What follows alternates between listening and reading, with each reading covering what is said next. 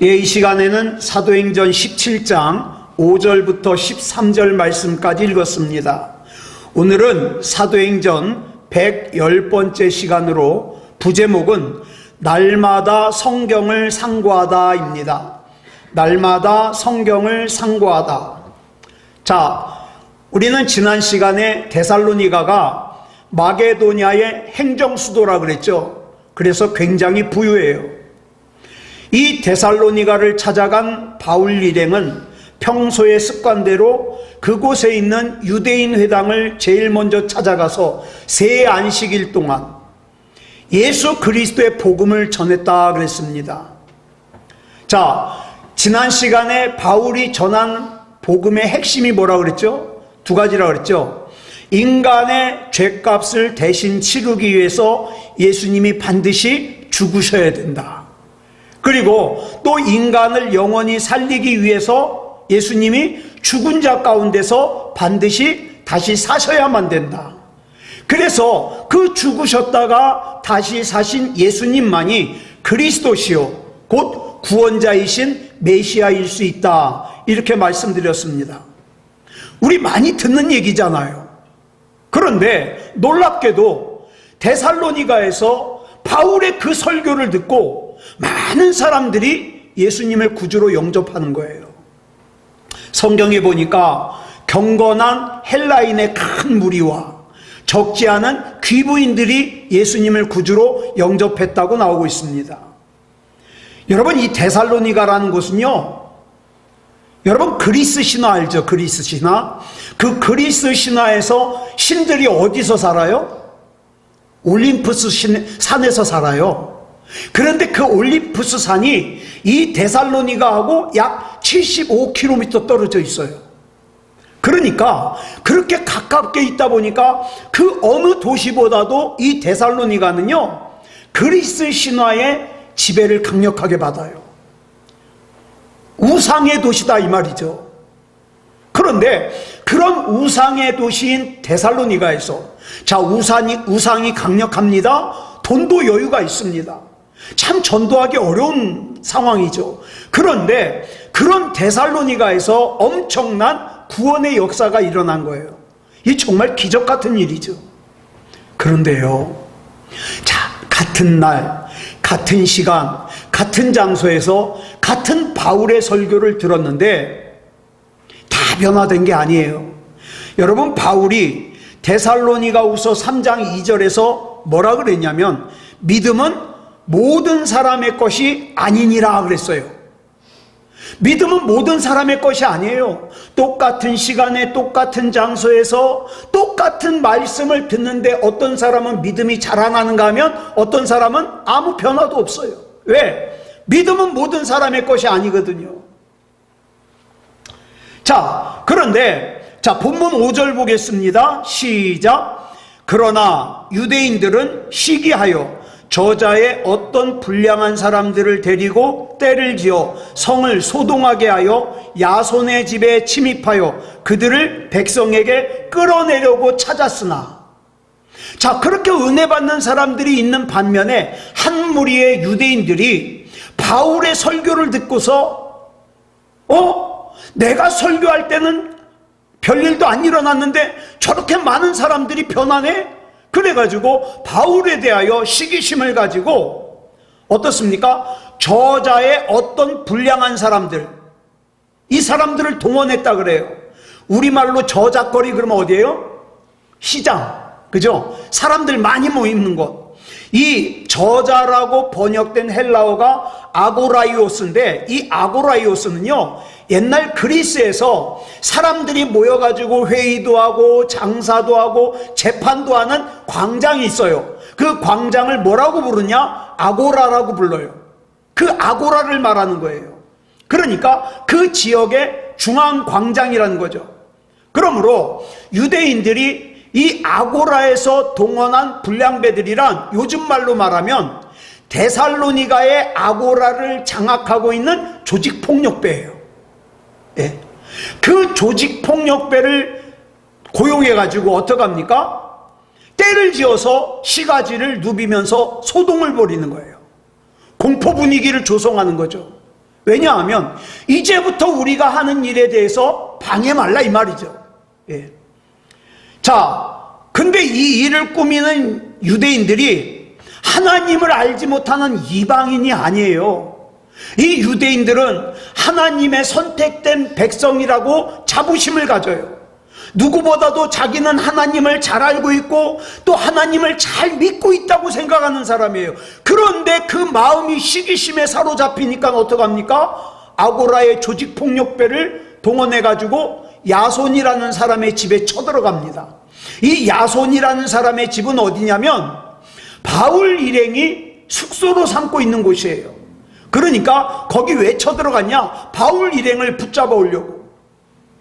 자, 본문 6절부터 7절까지 보겠습니다. 시작. 발견하지 못하매 야손과 몇 형제들을 끌고 읍장들 앞에 가서 소리질러 이르되 천하를 어지럽게 하던 이 사람들이 여기도 이르매 야손이 그들을 맞아들였도다. 이 사람들이 다 가이사의 명을 거역하여 말하되 다른 임금 곧 예수라 하는 이가 있다 하더이다 하니. 자, 바울을 시기하는 유대인들이 조직폭력배를 이끌고 야손의 집에 쳐들어간 그 시각에 마침 바울 일행이 집에 없었어요. 그래서 유대인들은 또 조직폭력배는 바울 일행 대신에 누구를 붙잡아갔냐? 그 집 주인인 야손과 그 시각에 그 집에 있었던 믿음의 형제들 몇 명을 붙잡아갔어요, 대신. 그리고 그 지역의 통치자 앞으로 마치 개를 끌고 가듯이 질질 끌고 갔죠. 그리고 나서는 큰 목소리로 이 사람들이 야손을 고발합니다. 뭐라고 고발하느냐? 이 바울 일행이 천하를 어지럽게 하는 사람들인데 그렇게 천하를 어지럽게 하는 사람들을 이 야손이 자기 집에 들였다 이 말이에요. 여러분, 여기서 천하라고 번역된 헬라어가 오이쿠메네인데 이 오이쿠메네는 본래 세상 혹은 사람이 거주하는 땅이에요. 그러니까 사람이 살 수 없는 땅과 사람이 살 수 있는 땅이 있는데 그 중에서 사람이 살 수 있는 땅을 말해요. 그러다가 이 뜻이 나중엔 어떻게 변했느냐? 지리적인 용어로 이 헬라 문화를 받은 사람은 지식적인 사람이라 그러고 그렇지 못한 사람들은 야만인이라 그러는데 헬라 문화를 받아들인 사람들을 오이쿠메네라고 불렀어요. 그러다가 이 뜻이 또 바뀌기를 뭐라고 바뀌었냐? 로마 제국 시대에 들어가면서 로마의 통치, 로마의 명령이 미치는 지역을 다 천하, 오이쿠메네라고 부른 거죠. 또 우리말 어지럽게 하다, 이 번역된 헬라어가 아나스타토인데 이건 뭐냐면 뒤집어 엎다라는 뜻이에요. 쉽게 말해서 반란을 일으키다. 그러니까 이 유대인들이 바울 일행을 가리켜 이렇게 얘기를 하는 거예요. 천하를 어지럽게 하던 사람들, 즉 이 바울 일행은 로마 제국을 뒤집어 엎으려고 하는 반역자들이다 이 말이에요. 예? 여러분, 유대인들이 지금 사용하고 있는 이 수법은 우리가 앞에서도 살폈잖아요. 바울이 빌립보에서 더러운 귀신에 사로잡힌 채 악덕 고용주들에게 착취를 당하고 있던 불쌍한 여인에게서 귀신을 쫓아내줬잖아요. 그때 그 여인을 통해서 더 이상 돈을 벌 수 없다고 생각한 그 악덕 고용주들이 바울과 실라를 붙잡아가서 빌립보의 집장관들 앞에서 뭐라 그럽니까? 사도행전 16장 20절로 21절이에요. 줄친 것만 읽겠습니다. 시작. 이 사람들이 유대인인데 우리 성을 심히 요란하게 하여 로마 사람인 우리가 받지도 못하고 행하지도 못할 풍속을 전한다 하거늘. 여기서 풍속으로 번역된 헬라어가 에도스예요. 뭐냐면 습관이나 법에 의해 정해진 관례, 또 제도, 또 규정, 이런 걸 말하는 거예요. 자, 이 당시 배경 설명드렸죠. 이 빌립보라는 곳이 어떤 곳이냐? 로마의 군인들이 평생 전쟁터로 다니다가 은퇴를 하면, 이제 군인에서 은퇴를 하면 이 사람들에게 이 빌립보에서 땅을 주고 편하게 살게 해요. 그래서 이 빌립보에는 퇴역한 군인들이 많이 살았어요. 그러니까 이곳엔 로마 시민이 많은 거예요.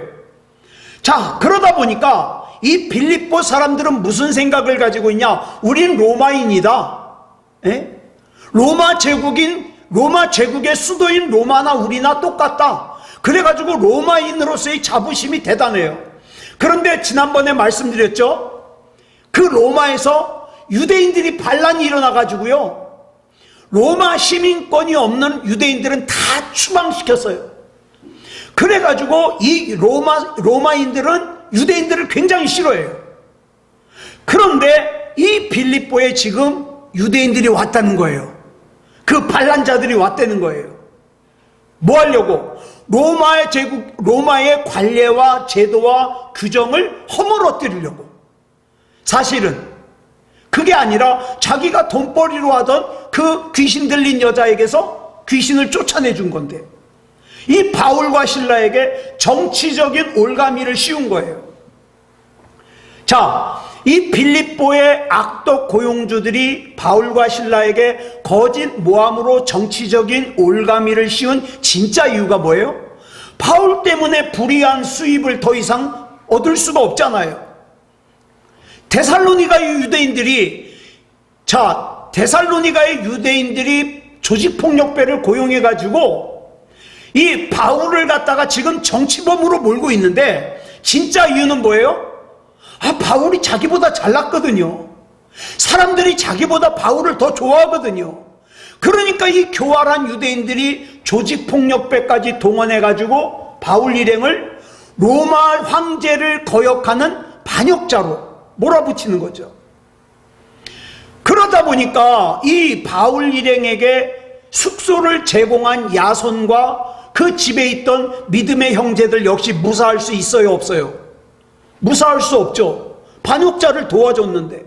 자, 본문 8절부터 9절까지 보겠습니다. 시작. 무리와 읍장들이 이 말을 듣고 소동하여 야손과 그 나머지 사람들에게 보석금을 받고 놓아주니라. 자, 이 유대인들의 거짓 모함에 데살로니가에서 살고 있는 시민들과 통치자들이 아주 소란이 일어났어요. 왜? 로마 제국을 뒤집어 엎으려는 반역자들이 지금 데살로니가에 나타났다니까. 이 말을 들은 사람들이 누가 가만히 있겠습니까? 자, 그런데 우리가 앞에서 살펴본 비시디아, 안디옥, 이고니온, 루스드라, 빌립보에서 그러했듯이 이 데살로니가의 시민들과 통치자들 역시 거짓말로 모함하는 모함꾼들에게 아주 간단하게 선동당해 버렸어요. 자초지정을 살펴보지도 않아요.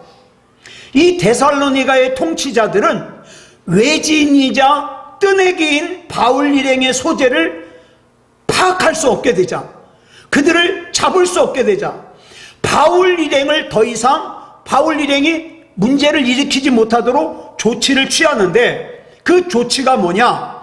바울 일행에게 숙소를 제공한 야손과 그 집에 있었던 몇몇 믿음의 형제들로부터 보석금을 받고 풀어주었다는 거예요. 근데 여러분, 여기서 보석금이라고 번역된 헬라어가 히카노스인데 이건 돈만 의미하지 않아요. 무슨 뜻이냐? 충분한 양, 적합한 질, 이런 걸 의미하는데, 이들을 풀어줘도 충분한, 이들을 풀어줘도 적합한 뭔가를 요구했다는 거예요. 뭘까요? 아마 돈만 받고 풀어주지 않았을 거예요. 왜? 반역자를 도와줬는데. 그럼 뭘 받았을까? 서약서 또는 각서를 받았겠죠. 이를테면 다시는 반역자인 바울 일행과 상종하지 않겠고, 또다시 바울 일행을 만나게 되면 즉각 신고할 것이며, 내가 이 서약을 어길 경우 어떤 형벌도 달게 받겠다는 그런 각서나 서약서를 썼겠죠. 그러지 않고서야 반역자로 몰린 바울 일행과 내통했다는 죄로 고발당한 이 야손과 몇몇 믿음의 형제들이 그냥 돈 몇 푼 보석금으로 냈다고 풀려나질 않죠. 자, 이 조직폭력배들을 동원하여 유대인들에게 붙잡혀가지고 개 끌리듯이 끌려가서 거짓 모함으로 고발당한 이 야손과 몇몇 믿음의 형제들은 바울이 전하는 복음을 듣고 막 예수님을 구주로 영접한 초신자들이에요. 자, 그러니 이 초신자들이 이 신앙 때문에 내가 정치적인 역적으로 몰릴 위기에 처하니까 어떻게 해요? 어쩔 수 없이 자기의 생사 여탈권을 쥐고 있는 이 통치자들이 불러주는 대로 서약서나 각서를 썼겠죠. 언뜻 보기에는 이 유대인들과 조직폭력배가 이긴 것 같아요. 겉으로 보기에는. 그런데 사실은 그렇지 않았습니다. 본문 10절을 보니까 바울로부터 복음을 영접한 데살로니가의 믿음의 형제들은 그날 밤, 야, 바울 일행이 더 이상 여기 있다가는 큰일 나겠다. 그래서 어떻게 해요? 베레아로 피난시켜요. 자, 그런데 이렇게 바울 일행을 피난시키는 이 믿음의 형제들이 낮에 야손과 같이 끌려갔던 사람인지 아닌지는 알 수가 없어요. 예? 그렇지만 분명한 사실은 그 낮에 서약서를 썼던 몇몇 믿음의 형제들이 뭐는 알고 있어요? 아직 바울 일행이 데살로니가에 머물고 있다는 걸 알고 있어요. 어디 있다는 것도 알고 있어요. 그럼에도 불구하고 자기가 서약한 대로 신고하지 않았어요. 왜? 그 서약서를 쓴 것은 자기의 진심이 아니니까. 예. 그래 이 바울 일행이 떠난 뒤에도 유대인들은 이 신앙생활하는 예수님을 구주로 영접한 믿음의 형제들을 계속 괴롭혔습니다. 이 소식을 들은 바울은 데살로니가에 있는 교인들에 대한 안타까움으로 데살로니가를 다시 방문하고 싶지만, 여러분 데살로니가전서 2장 18절을 보니까 뭐라 그랬어요? 같이 읽어볼까요? 시작. 그러므로 나 바울은 한 번, 두 번 너희에게 가고자 하였으나 사탄이 우리를 막았도다. 자, 여기서 언급한 사탄이 뭘까요? 두말할 것도 없이 야손과 몇몇 믿음의 형제들에게 서약서를 강제로 쓰게 하고 각서를 강제로 쓰게 한 유대인들이겠죠. 통치자들이겠죠.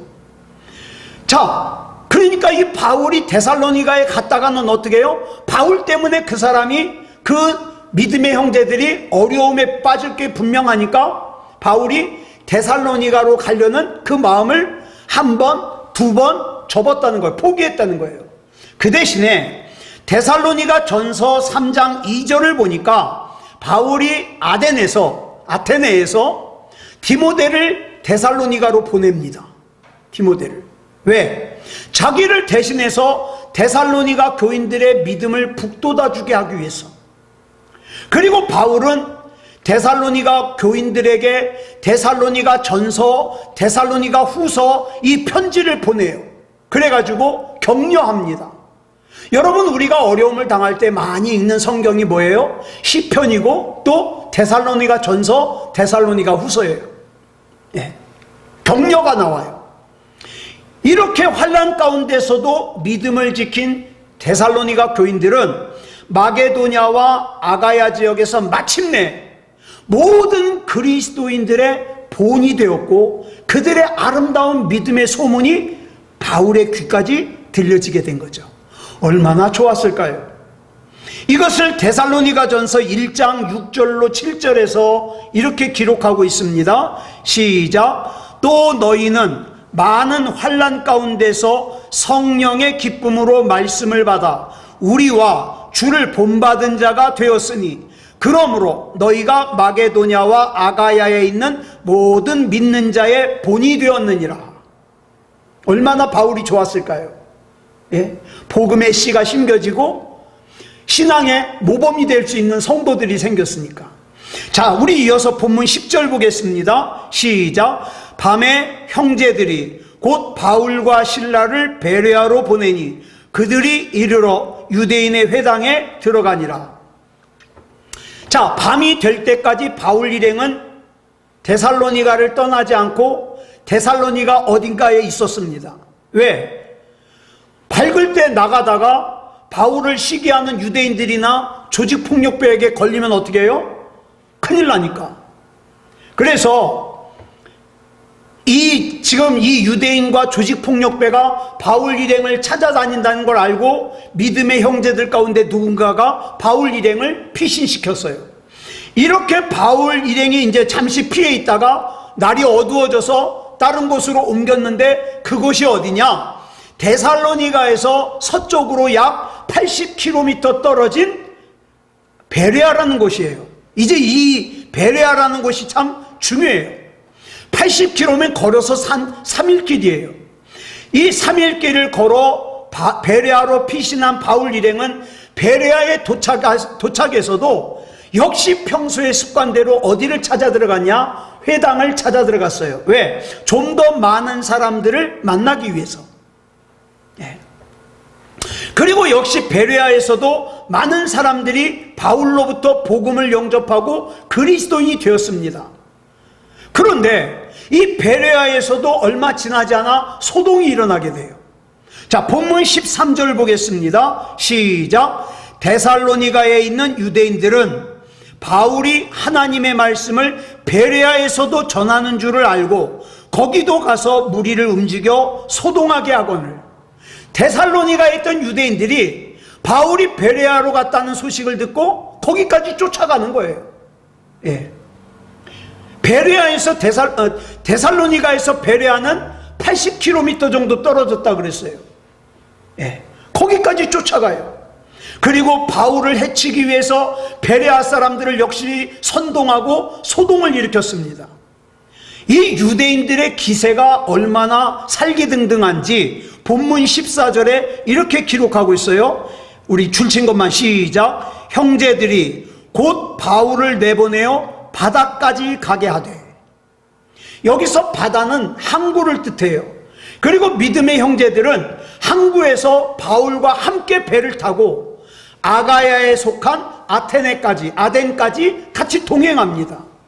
왜? 바울만 보내서는 안심이 안 되는 거예요. 이 아시아 대륙인 드로아에서 에게해를 건너가지고 마게도냐 사람의 환상을 보고 유럽의 마게도냐로 건너간 바울은 마게도냐에서의 세 성 빌립보, 데살로니가, 베레아에서 단지 예수 그리스도의 증인으로서 복음을 전한다는 이유만으로 어떤 곳에서는 태형을 맞기도 하고 어떤 데서는 감옥에 갇히기도 하고 어떤 데서는 급박하게 쫓겨가기도 하고 그랬어요. 자, 그런데 이 믿음의 형제들의 도움으로 급하게 데살로니가에서 빠져나온 바울 일행이 베레아에 도착했을 때는 한낮이었습니다. 그런데 바울은 휴식을 취하기도 전에 곧바로 회당으로 갔어요. 평소의 습관대로 회당에서 사람들을 만나기 위해서죠. 자, 본문 11절 볼까요? 시작. 베레아에 있는 사람들은 데살로니가에 있는 사람들보다 더 너그러워서 간절한 마음으로 말씀을 받고 이것이 그러한가 하여 날마다 성경을 상고함으로. 자, 바울이 만난 베레아 사람들은 데살로니가 사람들보다 너그러웠다 그랬어요. 옛날 우리 개역 성경이 뭐라 그랬어요? 신사적이다 그랬어요. 근데 너그러웠다는 이 표현이 더 맞아요. 여기서 우리말 너그럽다로 번역된 헬라어가 유네게스인데 이 단어의 뜻이 뭐냐면 고결하다는 뜻이에요. 고결하다. 바울이 회당에서 만난 사람들은 평소에도 어때요? 고결한 성품과 고결한 생각을 가지고 있던 사람들이었어요. 그들은 바울이 전하는 복음을 건성으로 듣지 않았어요. 이게 굉장히 중요한 거예요. 자, 그들은 복음의 말씀을 간절한 마음으로 받았어요. 그리고 진리에 대하여 적극적으로 생각을 했어요. 이렇게 복음에 대하여 적극적인 자세를 가지는 것을 성경은 뭐라고 얘기하냐? 고결한 심령이라고 그러는 거예요. 그냥 듣는 둥 마는 둥 금방 잊어버리는 그런 게 아니라 이 말씀이 정말 그러한가? 적극적으로.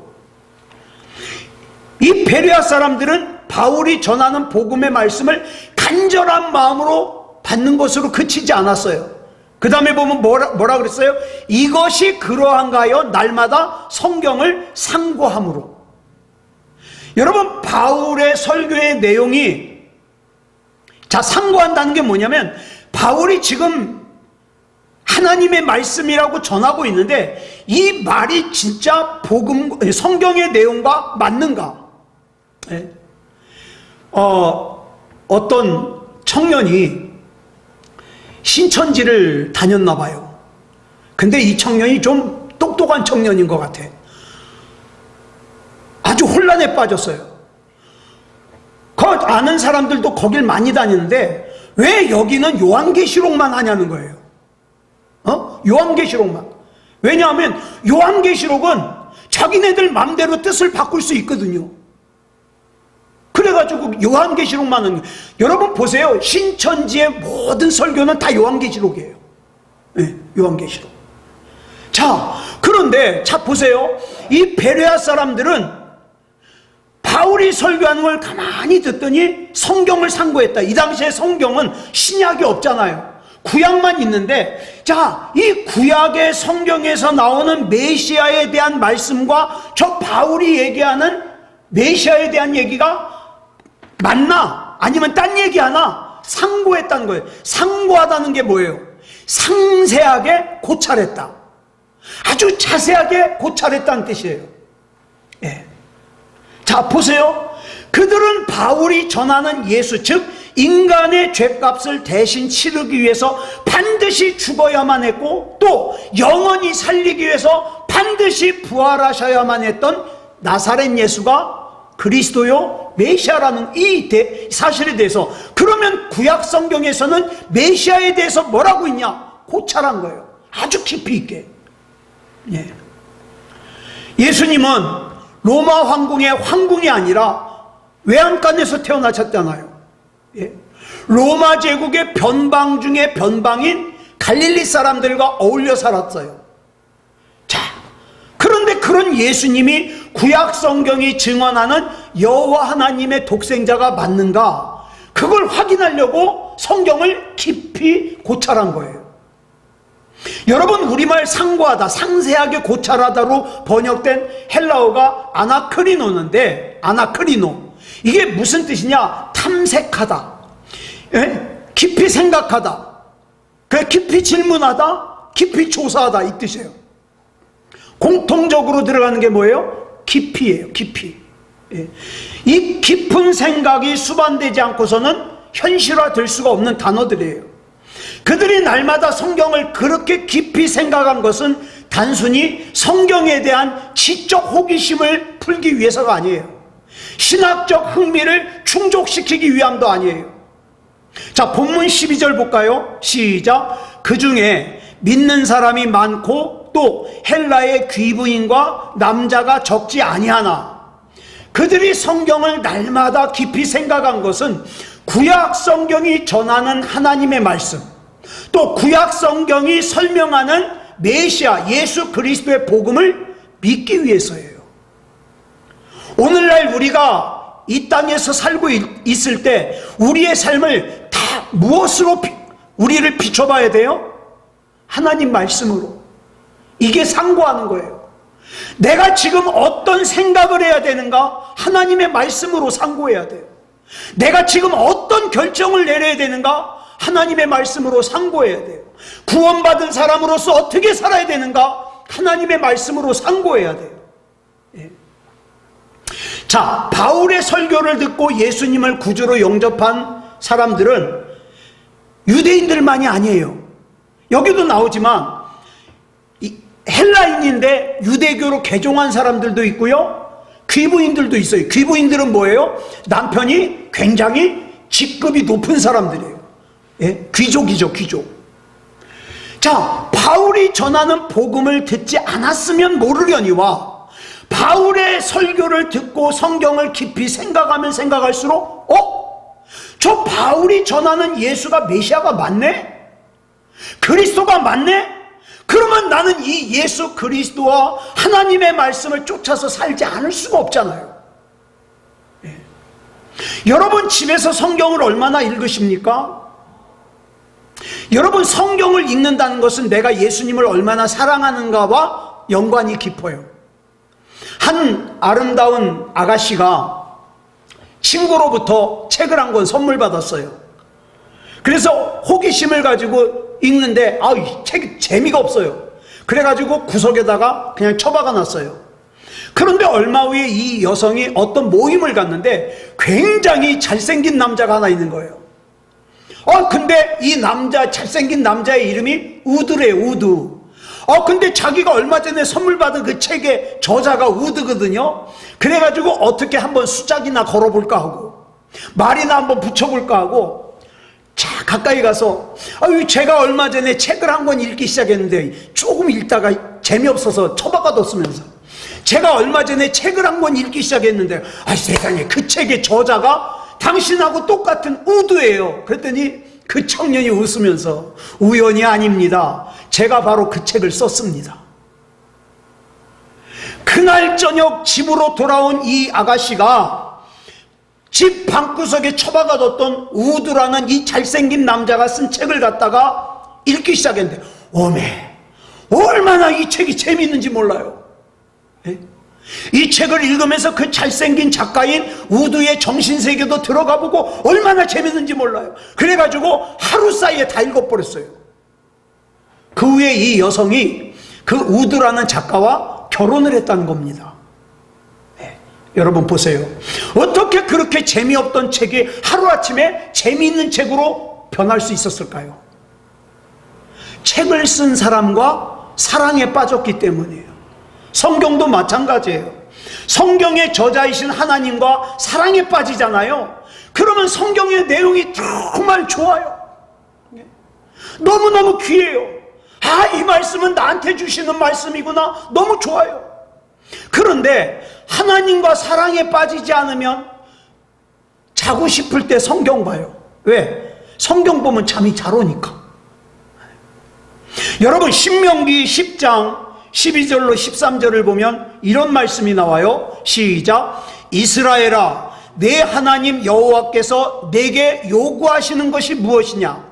곧 내 하나님 여호와를 경외하여 그의 모든 도를 행하고 그를 사랑하며 마음을 다하고 뜻을 다하여 내 하나님 여호와를 섬기고 내가 오늘 내 행복을 위하여 내게 명하는 여호와의 명령과 규례를 지킬 것이 아니냐.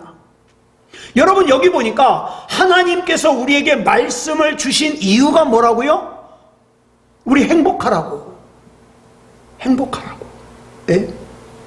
우리를 창조하신 하나님께서 우리가 인생을 어떻게 해야 행복하게 살 수 있는지 인생 사용 설명서를 성경으로 주셨거든요.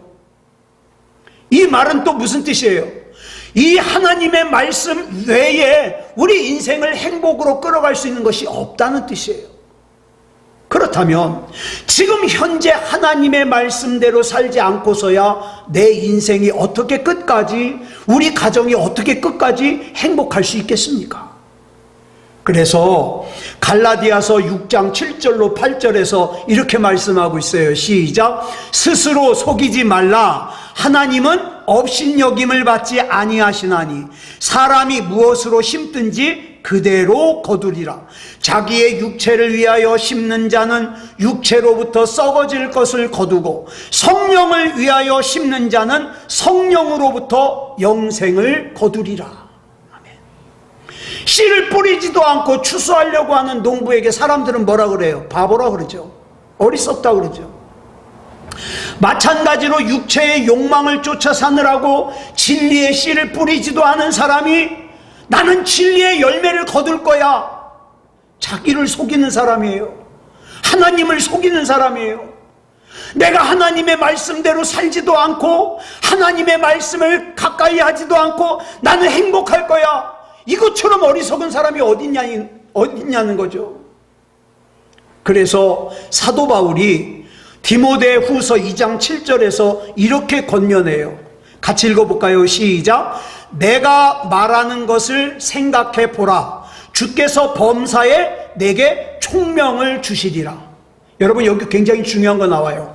하나님의 말씀을 가까이 하면 할수록 하나님이 주시는 총명이 있다 이 말이에요. 총명.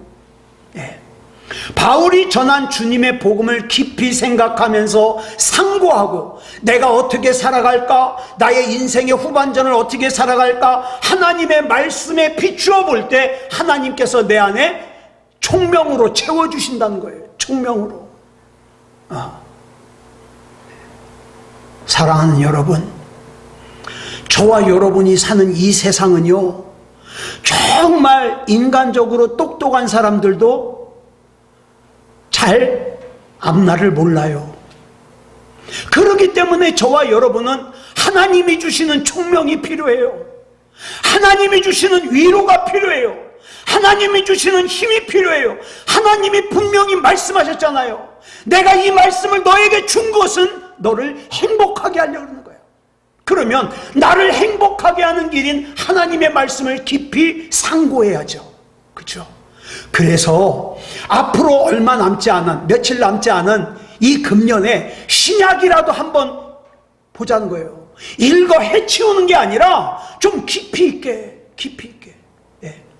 그래서 우리가 성령의 인도하심 가운데 하나님의 말씀을 깊이 있게 나누다 보면 하나님께서 총명도 주시고 능력도 주시고 행복도 주십니다. 네. 제가 참 복잡한 일들이 막 여러 건 한꺼번에 터져가지고 정신이 없었는데요, 다 놓아버렸어요. 왜? 내 지혜와 내 방법으로는 해결할 방법이 없으니까. 그래가지고 저는요, 미친 듯이 집에 혼자 있을 때 성경을 읽어요. 예. 설교 준비할 시간 외에는 성경을 읽어요. 하나님 말씀을 주세요. 내가 어떻게 해야 됩니까? 나 두렵습니다. 하나님, 나 겁나요.